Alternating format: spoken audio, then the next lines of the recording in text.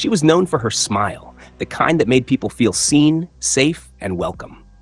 Stacy Feldman, a 44-year-old mother of two from Denver, Colorado, seemed to have the life most people dream about: a loving husband, a beautiful home, and a circle of friends who adored her. But on March 1st, 2015, the illusion shattered. That afternoon, Stacy was found dead in her own shower, and what her husband described as a tragic accident would, over the next few years, unravel into one of the most shocking murder investigations Denver had ever seen. This is the story of how a marriage built on trust and image was hiding something darker: manipulation, deceit, and ultimately, a staged death. It was a mild Sunday in early spring when Robert Bob Feldman dialed 911. His voice sounded panicked as he told the dispatcher that his wife wasn't breathing, that she had slipped in the shower. When paramedics arrived, they found Stacy lying on the bathroom floor, partially clothed, her skin pale and cold. Bob said he'd just come home from his son's school event and found her like that. But something didn't fit. The bathroom floor was dry, not what you'd expect if someone had been pulled out of a running shower. The shower head wasn't dripping.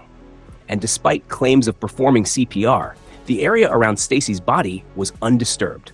To first responders, it didn't look like an accident. Before we go deeper, don't forget to subscribe to Dark True Crime. We bring you real, verified stories that reveal what really happens behind closed doors. No fiction, no exaggeration. Now let's get back to Stacy's story.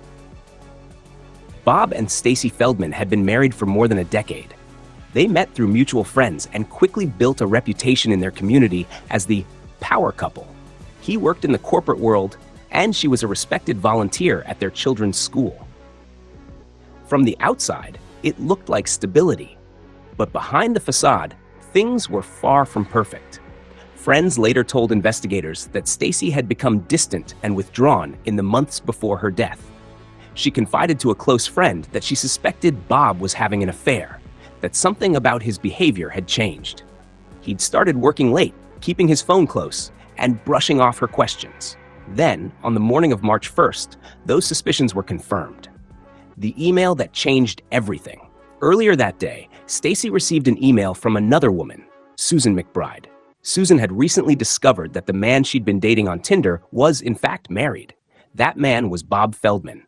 In her email, Susan told Stacy everything: the affair, the lies, and how Bob had pretended to be single. She apologized, saying she had no idea he was married and thought Stacy deserved to know the truth. Stacy read the email around noon. An hour later, she called a friend and said she was going to confront Bob when he got home. That was the last time anyone heard from her alive. According to Bob, he arrived home that afternoon and found Stacy slumped in the shower. He said she was cold to the touch and that he'd immediately called for help. But dispatch records tell a slightly different story. Before dialing 911, Bob had reportedly made 2 other calls, one to a family friend and another to his attorney. When paramedics arrived, they found Stacy's body already dry and clothed, and rigor mortis had started to set in, suggesting she had been dead for several hours. Bob's timeline wasn't adding up. The initial autopsy. The Denver medical examiner conducted an autopsy, but the results were inconclusive. The report listed her cause of death as undetermined. There were bruises on Stacy's arms, chest, and face, but no clear signs of fatal trauma. Toxicology tests came back clean. No alcohol, no drugs, no marijuana edibles, despite Bob's claims that she had taken some the night before. Bob told police that Stacy might have slipped or fainted, but her family refused to believe that. They knew Stacy. She wasn't clumsy. She was cautious, healthy, and strong. Something wasn't right.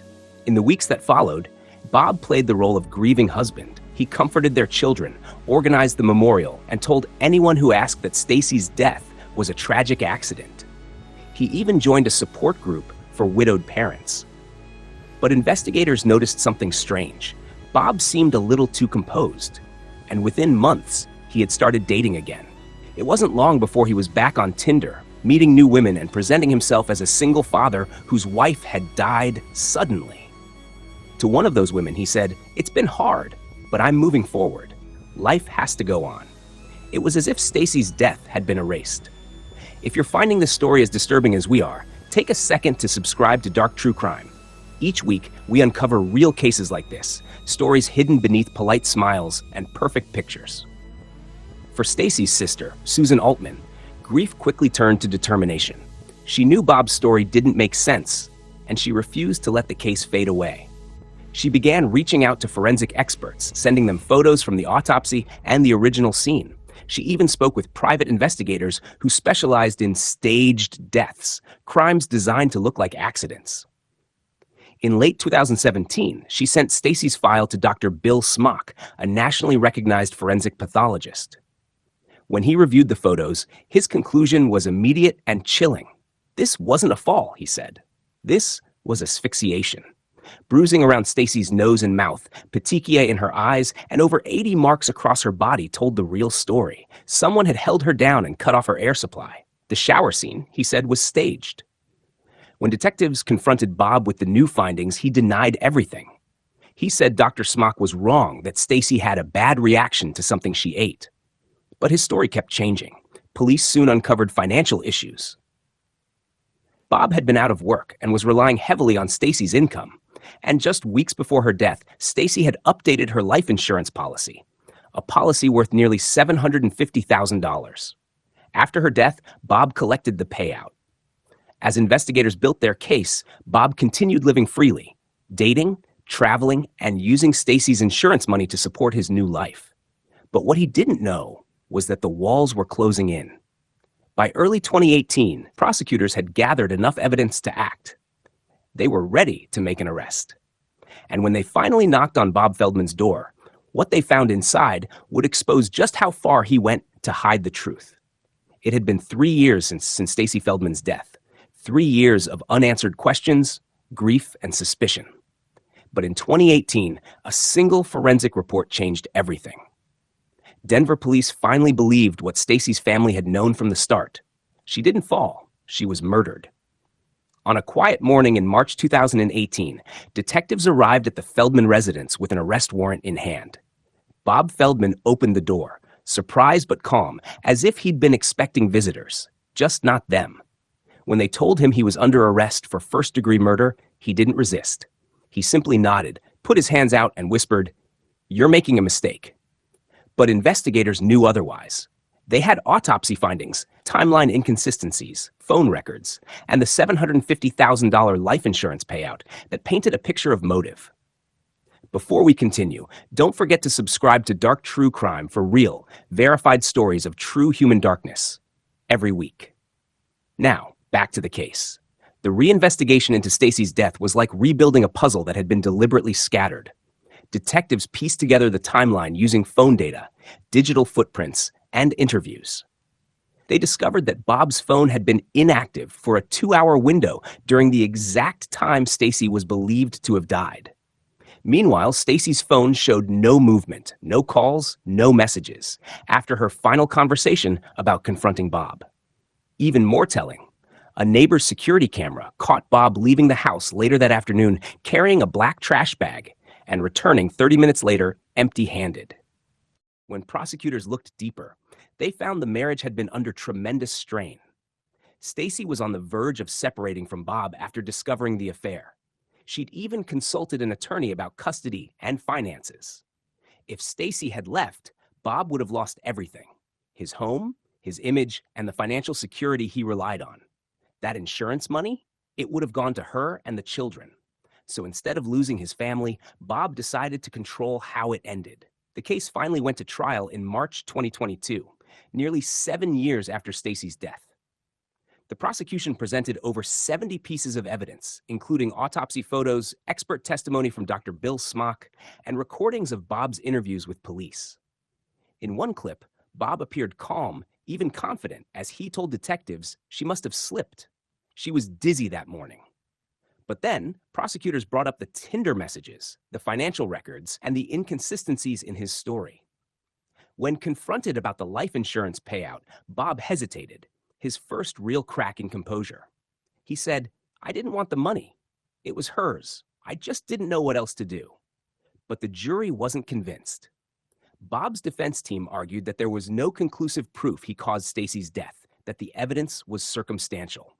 They claimed the bruising could have come from CPR efforts and that Dr. Smock's conclusions were speculative.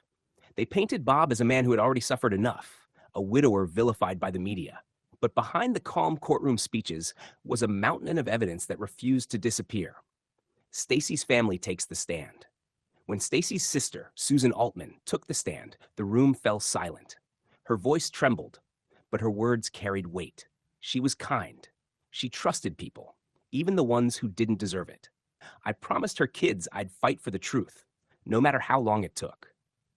The jury watched her, many visibly moved. For them, this wasn't just another murder case. It was a woman whose life was stolen, whose death was staged, and whose family refused to stop fighting. If you're watching and believe in justice for victims like Stacy, subscribe to Dark True Crime because these stories matter and every view helps their voices live on. After 3 weeks of testimony, the jury deliberated for just 3 hours. When they returned, the courtroom grew tense. Bob Feldman stood still, eyes fixed on the judge. The verdict was read: "We, the jury, find the defendant, Robert Feldman, guilty of first-degree murder." Gasps filled the courtroom. Bob's face turned blank, emotionless. He was sentenced to life in prison without parole. For Stacy's family, the verdict brought relief, but not peace. Her sister later told reporters, justice doesn't bring her back, but it stops him from hurting anyone else. The case became a powerful reminder of how easily manipulation can masquerade as love, and how even the most ordinary homes can hide the darkest secrets. In the end, Stacy's legacy wasn't defined by how she died, but by how fiercely those who loved her refused to let her story fade. When Robert Feldman was sentenced to life in prison, many in the courtroom believed that was the end of the story. But in reality, it was only the beginning of another one. Behind the walls of the Colorado State Penitentiary, Bob Feldman began a new chapter, one without the tailored suits, the charming smile, or the image of the perfect husband. Here, there were no masks left to wear, only the truth. After the trial, Bob's 2 children were placed under the care of relatives. They would grow up without either parent, one gone forever, the other behind bars. Friends who once admired Bob now described him as 2 different people, the man who smiled at neighborhood gatherings and the man who lived a secret life online. Investigators later confirmed that Bob had been leading multiple affairs using fake profiles on dating apps, often lying about his job, marital status, and even his name. To his friends, he was successful. To the women he met online, he was single. To his wife, he was fatal. Inside, Bob kept to himself. Inmates described him as quiet but calculating, spending hours reading legal documents and writing appeals that never went anywhere. He rarely spoke about Stacy, and when he did, he insisted he was innocent, that she had collapsed and nobody wanted to believe him. But the autopsy photos and his own timeline continued to haunt him. Every appeal was denied. His life had become a loop of confinement. Eat, read, sleep, repeat. And outside, the world moved on without him. Before we continue, take a second to subscribe to Dark True Crime. We tell real stories, not to glorify evil, but to expose it, and to remind you that truth always finds its way to the surface. Stacy's story became a rallying point for advocates of domestic abuse awareness. Organizations across Colorado began using her case in training sessions, helping officers and medical professionals recognize signs of staged deaths and intimate partner violence. Her family also launched the Stacy Feldman Foundation, dedicated to supporting victims and providing education on coercive relationships. In interviews, her sister Susan said, "We can't save Stacy, but maybe we can save someone else." When the trial ended, the media called it a victory for patience and persistence. It had taken 7 years, but the truth finally won. Social media buzzed with outrage and heartbreak. People couldn't understand how someone who seemed so normal, so suburban and put together, could be capable of such brutality. But psychologists who studied the case offered an unsettling explanation. Bob wasn't driven by rage alone. He was driven by control. He couldn't stand the idea of losing the life he built, even if that life was built on lies. The final words. During his sentencing, the judge gave Bob a chance to speak. He stood, hands shaking slightly, and said, "I loved my wife. I didn't hurt her. I hope someday people will see that." The courtroom stayed silent. Then Stacy's daughter, only 12 years old, stood and said softly, "We already see who you are." Her words cut deeper than any sentence could. Bob Feldman remains in prison today, serving life without the possibility of parole. He continues to file appeals, but none have gained traction. And while he sits behind concrete walls, Stacy's name continues to live in the foundation her family built, in the stories shared about her kindness, and in the lives she unknowingly helped save. If there's one thing this story teaches, it's that appearances lie, and control can wear a smile. If you or someone you know feels trapped, unheard, or unsafe, reach out. Tell someone, because silence only protects the person who causes the pain. This has been the staged death of Stacy Feldman. Thank you for watching Dark True Crime. Don't forget to like, share, and subscribe, because truth deserves to be told, no matter how long it takes to uncover.